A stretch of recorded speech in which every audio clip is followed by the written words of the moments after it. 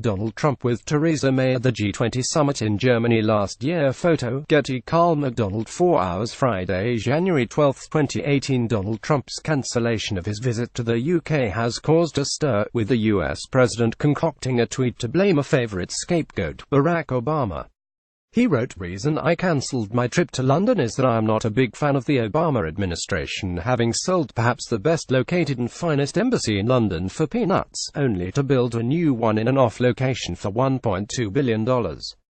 Bad deal. Wanted me to cut ribbon? No. The new location opens this month, and plans were in place for Trump to visit."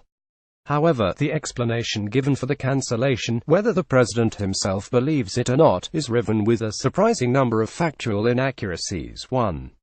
Obama did not sell off the previous U.S. embassy. Protesters outside the previous embassy, with its distinctive eagle. Photo, Getty. The previous U.S. embassy building on Grosvenor Square in Mayfair, London, was not sold for peanuts, as Trump alleges, because it never belonged to the United States.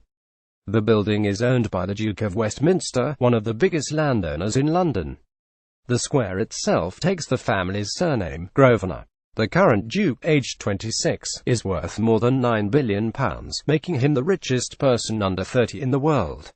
The US government has attempted to purchase the building before, but the previous Duke reportedly said he would only sell it if the considerable land confiscated from his family during the War of Independence was returned. 2. The decision to move was not made by Obama. The new U.S. embassy is pictured in Embassy Gardens in southwest London. Photo, Getty. The move, announced in October 2008, was set in motion by Obama's predecessor George W. Bush in response to security concerns. Obama was elected in November 2008 and took office in January 2009. While the embassy has a prestigious central location, as Trump claims, its accessibility has also made it the target of protest in the past, from opponents to the Vietnam and Iraq wars and even local residents annoyed by its proximity. An £18 million security upgrade introduced blast walls, bollards and raised flower beds to deter car bombers in a review September 11, 2001, but it wasn't enough, and the decision was made to head to a more easily securable location.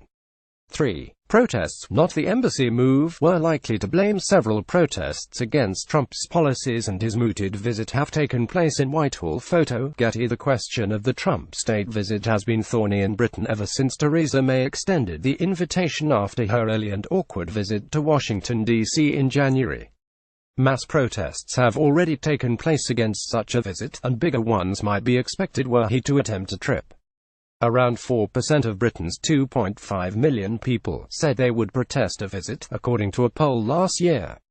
In the face of such opposition, including a ban by Speaker John Bercow on addressing Parliament, the full state visit had already been downgraded to an embassy inspection. It seems unlikely that fury at the embassy move alone was enough to deter Trump, who has visited Britain often to inspect his Aberdeenshire hotel and golf course. It is also unclear who wanted me to cut ribbon: his own staff, the UK embassy, the British government, or some other party. Woody Johnson, the current ambassador to the UK, is a Trump appointee.